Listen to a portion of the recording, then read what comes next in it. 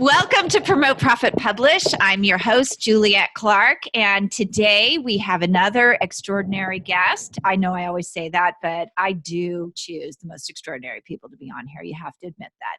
So before we get started and I introduce him, I want to remind you guys to go over to YouTube and like us, follow us over at Superbrand Publishing. And also, you're listening. Leave us a review. We'd love to hear your thoughts about it, what you like, what you don't like. But either way, leave us 5 stars, even if you don't like it. Anyway, today's guest is Mike Zeller. And Mike has a mastermind called the Life Mastermind. And what he's really great at is helping you find your zone of genius where you can kick ass and avoid the areas where you suck. And we all have those. And he's really good at allowing you to develop a pathway to monetization and build a sustainable business around your zone of genius, and help you design the life around your zone of genius and the pathway that helps you become your best self. He helps really high achievers uncover and pursue their life's work. And he's an NLP master guru, which means he's going to do some voodoo on us. So don't watch the video. No, no, really, he will. He uses the core methodology of Tony Robbins. And this has been very helpful for bringing out the power in entrepreneurs and creatives to get them unstuck from their emotional roadblocks, become more fully integrated, and really powerful to create and build unstoppable momentum. So welcome, Mike. Excited to be here. Thanks for having me on, Juliet. You're always a joy, and always love connecting with you. So can't wait to dive in. Well, thank you. I actually met Mike sort of by accident over on in LinkedIn. I was looking for pod swaps, and we actually did some business swaps in the whole sequence of it, and it's worked out really well. So you have a really unique business. You've helped you've had businesses that have done over $300 million in sales in so many different areas. Can you talk a little bit about that? What got you into this and how you achieved that? Yeah, great question. So yeah, I got into the entrepreneur game really kind of by accident. I moved to Nashville to help start a church targeted towards artists and creatives, but I knew my place was supposed to be in the marketplace, and I was supposed to build and create businesses that did good in the world. And so that was like part of the vision. Like I had a socially minded car dealership. So it was a combination of like CarMax meets Tom Shoes. So, every car we sold, our goal was twofold: create the best car buying experience in the city. So like really fair, high integrity, quality pre-owned cars like CarMax, except better prices. And then secondly, every car we sold helped us give away another car to a single mother in need. And during my time there, we gave away 33 cars, value of roughly $250,000, $300,000 to people in need in the community. And so we loved, I love that sort of thing. And then I'm a creator at heart, so I just see opportunity. And I think there's in this marketplace with the pandemic, marketplace disruption equals marketplace opportunity. When we don't put the blinders on of fear and trauma and panic and yeah, I know people that have lost almost all their income and different things, and but also it's a chance to remake yourself. And I see people growing their business in the midst of this, and also creating massive pivots that are in new partnerships that are going to be worth millions of dollars or hundreds of thousands to them too. So anyway, so I've tried and failed a lot. My mentality has been fail forward faster. Since I read a book in my early 20s called Failing Forward by John Maxwell, and just like said, you know what? If I stumble forward and learn a lot faster, then where am I going to be at in my 40s and 50s and 60s? And so that's what I've embraced. That is so cool. You just like broke the oxymoron of the car salesman. I mean, that's nobody thinks of them as compassionate people. No, yeah. Like my 2 business partners and I, our whole goal was like, we wanted to be able to walk into a restaurant, see a customer, and be proud that we saw the customer, not want to duck. Right. Like, There you go. like, oh crap, we screwed those guys over or whatever, or they got a bad car or something like that. So, and we did that, the business went for about 7 or 8 years, and we did good with it. So I was happy. That is so cool. So I mentioned your voodoo, I call it voodoo, but the NLP at Mm-hmm. the beginning. And I mentioned to you before that when I was in real estate, I used NLP a lot, the matching and the mirroring, to be able to put clients at ease, because real estate can be sort of tense when you meet with new people you don't know. Mm-hmm. Tell us how you use that to really rewire the belief system, and where does that belief system start for a lot of people? Yeah, amazing question. So, all of us have internal glass ceilings for, what our health is capable of being, what our relationships, romance, what our finances can be. And for example, I've had 2 clients sign up in the last 30 days. One has been at the exact same income, like almost to the dollar for the last 5 years, Oh, even though it's wow. commissioned, right? Another one, same exact income for 9 years. And so they needed a massive rewiring because, our subconscious, we act according to our identity. And then our identity only has a certain capacity. It's kind of like this water glass right here holds about 7 or 8 ounces of water, maybe. If I pour more water in than it's capable of holding, it just overflows because its identity can't hold any more water. But if I put a 5-gallon bucket over here, it can hold more. It doesn't mean there's 5 gallons of water in it. And so same thing for our identities. What I often find I used to give people lots of great strategies at the beginning. And I'd be Mhm. like, let's do it, and I give them the how to, and anchor a little bit to the why and the what and the how to. But what I found is if I haven't dealt with the identity first, and the money identity especially, like I was talking to a friend of mine earlier that we're going to likely do a JV and partnership on, and he has a massive, big platform that many of you guys would know. And he bought into this business, 7-figure business, but he grew up in a trailer park. Mhm. And so his identity of his value and what he's worth and what he can charge through this company is it's still got some trailer park residue. And so the first thing we're going to have to do is rewire his subconscious of what he's worth, what he's capable of, basically create a new container. So if Mhm. I transform this glass into a gallon bucket, doesn't mean there's 5 gallons of water in there, but now it has the capacity to hold a lot more. And so then it's just a matter of figuring out, then it's the why, the what, and the how, and you start putting more water and building that up. Mhm. So when I do the NLP side, kind of a metaphor, I took another client. She's a famous kind of fitness entrepreneur, Instagram, whatever, Instagram celebrity type deal. I took her through a process. When we started on our one-day strategy session, VIP strategy session, she broke down in tears in the first 20 minutes. Aw. And I was like, she felt totally stuck and paralyzed. And I was like, at first I was like, dude, freaking A, this sucks. I'm going to have to give her her money back because I don't know what I'm going to do here. And then I remembered an NLP technique where I could unstuck her with a simple process of helping her visualize and anchor into emotionally, physically, spiritually, as the type of person she wanted to be. So because she's like, my message is all clunky. I don't feel clear about my new message, my new platform. I feel incongruent with my old business. Mm. Within an hour and a half, 2 hours, she was in ecstatic joy. We had rewired and created a whole new neural pathway, like a new container. But it's like getting past that conscious mind and deeper into that subconscious mind. So I helped her imagine being a person that she admired for the clarity of their message, their ability to speak in public, all that. And she stepped into that person. And then I could help her visualize herself because I had stretched. It's like I had stretched her into a new place. Mhm. And then the next 30, 60 days, she was on fire, and momentum was just downhill. She was on a roll after that. The rest of it, and she tripled her business the next year.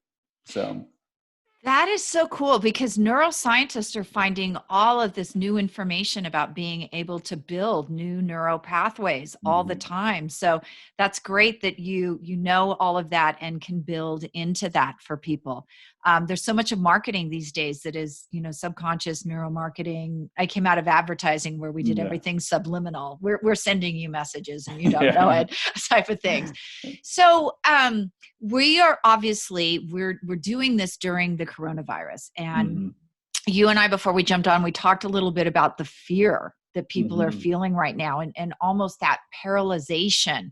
And you told me this great story about the cow Yeah. that I would love for you to share, because let's talk about how people can pivot a little bit during this time as well. Yeah. So, as an example, right now we have so much fear, negative uncertainty in the marketplace. Like the dominant word in our world is probably uncertainty, Hmm. in terms of the feeling and emotions. But that also creates massive opportunity, and it's which identity do I want to embrace? Do I want to be the one who runs and tucks his tail between his legs, waits for the world to happen to them, or do I want to be the one who creates the world? And one of my favorite metaphors of this, and I want you to plant, I want to plant the seed. What does Warren Buffett do during times like this? Some of the world's wealthiest people, they're sitting on the sidelines waiting for these moments, and they run into them. They buy Yeah. businesses. Warren Buffett acquires businesses. He's in a this is like shopping for him. He's it's like Black Friday. Um, so he's having a little fun, or those type of guys, right? Or he's Uh-huh. about to. Um, but one of my favorite metaphors is cows on the Great Plain. So like that's some of the greatest cattle land, and you have these grassy fields, right? Cows, they have massive thunderstorms out in the Great Plains. One of my most favorite experiences was driving through Kansas, and heat lightning. The whole sky at 2 a.m. was lit up with all this lightning. Anyway, so cows, when a big thunderstorm comes, they see the thunderstorm coming and they run away from the thunderstorm, which means that the thunderstorm is actually raining on their backs longer because they're running with it. So they're prolonging the suffering. Bison, who grew up on the Great Plains, that's their natural habitat, right? And they have a different mentality. They see the thunderstorm coming and they wait and they wait and wait, and then they charge through the eye of the storm, which means they cut the time in half of the suffering of the rain pouring down on them. Just the downpour is cut in half, and then they're on the other side sooner than you know it.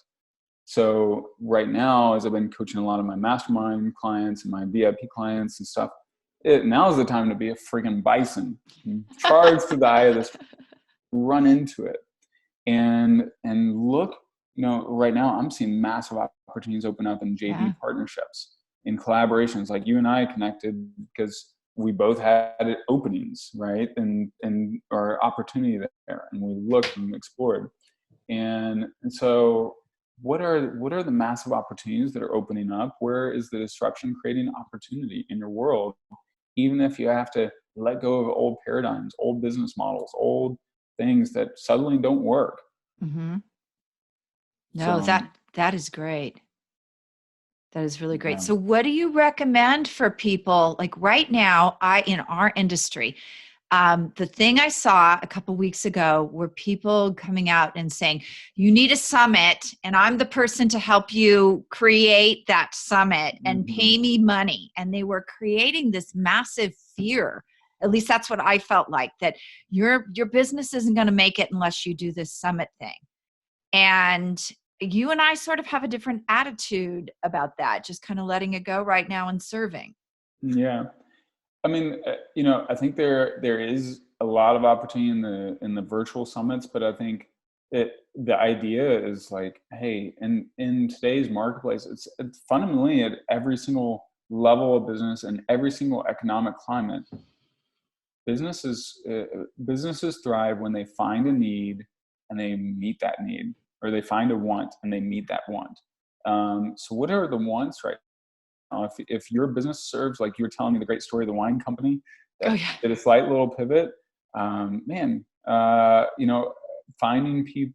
finding ways to serve your ideal audience right now, because they have new needs or they have new wants, many of them, not all of them. So step into that, and it's a time to also remake yourself. Yeah. Like, I'm having fun. Like, I'm really thrilled with the partnerships and collaborations and chance to get my systems and my business dialed in that I've kind of neglected because I've been running too hard.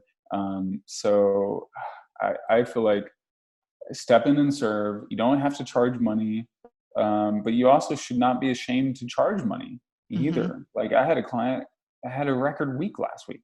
He closed $40,000 in coaching business, and got more than half of it paid up front. So he had his Wow. biggest month ever, biggest week ever. He had a $40,000 week. Uh-huh. And and he's 2 years into his business. So, he's not a guy that's used to making $1 million a year. He's used to making a couple 100,000 and Mm-hmm. just had a massive week. So, but also I think we need to be unashamed with asking for money in certain time periods if we can really help. It's out of integrity if we don't ask to get paid what we're worth in certain moments, but we might adapt the payment plan. We might adjust it. We might, you can be flexible, because at the end of the day, having one client or having keeping a client. I've talked with a lot of my mastermind members. Hey, if some of your clients want to drop off because they lost their job or lost their income source, keep them on for a fraction of what they were paying, so that Mm-hmm. when this turns around in 30, 60 days, they're still clients. It costs way more to acquire a customer than to keep a customer. So and then it's just a chance to serve with compassion and Yeah. leadership. That is so true. And I'm even finding that I'm going above and beyond and doing extra sessions. Mhm. And sometimes it's not as much for them as it is for me, because I don't want to sit around the house watching TV or, Yeah. doing things. I hear, this weekend I didn't have clients and I watched that whole Tiger King. Oh my Yeah. gosh. Like, who even knew there were people like that in the world? Yeah. Yeah. So now I'm motivated. But even when you think about it, yes, there are times when you should charge, but keeping yourself busy right now too Mhm. is really important, because um, if you're not, you're probably getting down into the dregs of the bad part of this Mhm. instead of the positive part of it. So, what do you think the lesson is for people who are not going into this positively? Because I just want to share, I'm like a control freak, and Mhm. I'm actually finding I'm manifesting more because I'm kind of like, I can't control it. So Yeah. I'm going to do what I do, and whatever shows up is going to show up. And it's uncertain and it's weird, but I think it's a good lesson. Yeah. I think some of the lessons are, we're in this together. Like, I see people much more open. That's why there's such massive collaboration opportunity for, like, looking at, look at who's your ideal audience, who else serves them in a different way, and then how could you guys collaborate, creating virtual happy hours, create a program together, create a new offering together. Heck, I'm even doing, like, I talked with an entrepreneur that just moved to Nashville last month, and she and her husband are like, have no friends here, and they're like online influencers, entrepreneurs, and like, hey, so next week I'm creating a virtual happy hour for Nashville-based online entrepreneurs with audiences, and so just looking at, hey, where can I impact, and just, it takes deeper listening.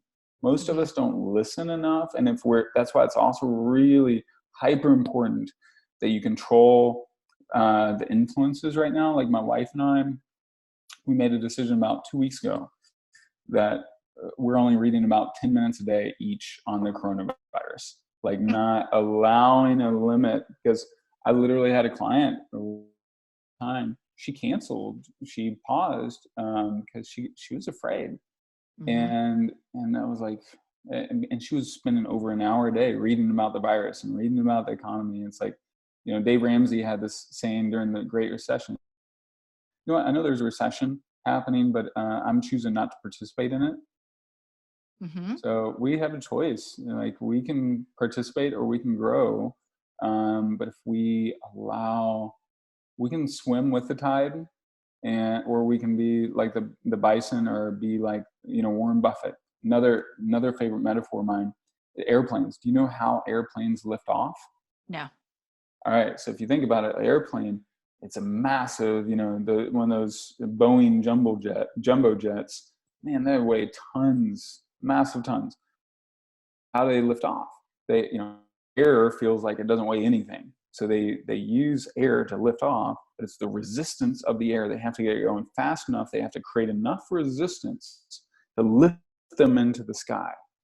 So it's the same thing right now. Like, this resistance, if you go against it, the resistance of the tide of negativity can lift you to whole new heights. We were talking about the Kennedys.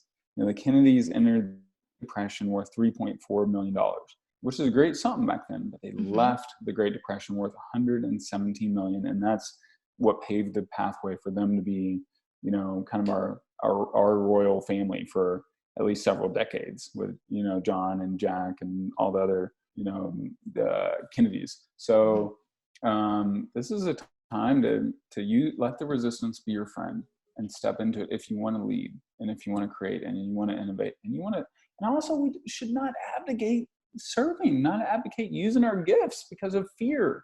That's another thing that actually pisses me off, is we're abdicating what good we can do in the world because of freaking fear. That is so true. But, I think you did the right thing, you and your wife. The fear right now, I feel like so much of it is coming from the media. They're not serving us well. So cutting down that media presence is helping people. Now, I don't know that going to the Tiger King was a good move to get away from it. I don't know either. I think there are other things that I could have done instead, but just turning off the TV. Does that mean you're not informed? No, inform yourself, a couple minutes a day, but don't get lost in the negativity of it all. Yeah. I've actually noticed on social media, one thing that's come to my attention is the blamers. It has to be so-and-so's fault. What if it's just the universe repositioning us, and we have to get rid of those negative people? So I've been like, I see a blamer on social media and I've been deleting. And I don't really care. I want those people around me, like right now, that feed the universe, that feed the positivity, not those that are negative. Exactly. Yeah, spot on. And it's like, we are the gatekeepers of our minds, and we're the gatekeepers of our emotions. And especially in times like these, we got to be even more selective. Our filter has to be stronger. And again, it comes down to, it's out of selflessness that it has to be stronger. Because if I am going to show up and bring all the good that I can in the world, and grow and stretch and make an impact, I can't allow myself to be wallowing in the cesspool of negativity, of fear, of anxiety. I've got to move. I've got to move forward and find stable ground. I've got to press into the uncertainty to uncertainty. Yeah, no, I agree. One of my really true strengths, for those of you who know me, is that I have a really wicked sense of humor. And sort of my prep during this has been finding those funny memes on Facebook and posting. And I've actually been very surprised, people reaching out and saying, "Oh my gosh, I'm so scared, and you're making my day." And just like, wow, really? So, just there's so many little things that you can be doing right now that are positive and that are uplifting that you don't even realize. Like, laughter is the best medicine. There's no doubt about it. So anytime you can smile or make people laugh. I don't know if you're noticing this in Nashville. Do you and your wife get out and walk or run or anything like that? So Yeah, I'm actually noticing here in Utah, the other day it flashed into my mind that we're making people nice again, because when I'm out running or walking, people are waving from across the street and chatty and gardening, and I just see all this happiness going. I think because we're disconnecting from a lot of the negativity out there. Exactly. Do you see that as well?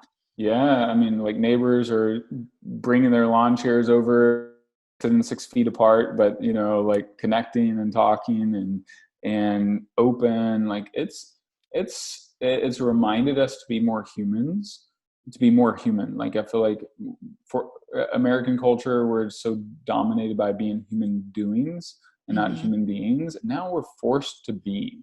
We're forced to like breathe. We're forced to eat. We're forced to like eat a meal at home instead of going out for a restaurant or whatever. It's like we're forced to slow down, and this is also a gift. We're never gonna have this again. Like we've probably got 30 more days of hardcore quarantine. We don't know what will happen, when we'll have a cure. We might have a cure this month, we might not. I'm not expecting a vaccine, but there's a lot of treatments being experimented with that are showing positive signs. But this is a gift. Even though it sucks on our pocketbooks for a little bit, it's still a gift. Yeah, no, it definitely is. And it's so funny because I think I'm about 20 years older than you. That lawn chair thing, that's what my generation, what our parents made us do. And, we didn't grow up with the helicopter parenting and the iPads. They shoved us out at the door at 8 a.m. and said, don't come back unless somebody's dead, bleeding, or hungry. So, we had a lot of that already. We know how to do this. So it is really a gift, even though I know some of the younger generation is like, what the heck are we doing? Is our phone booths coming back next?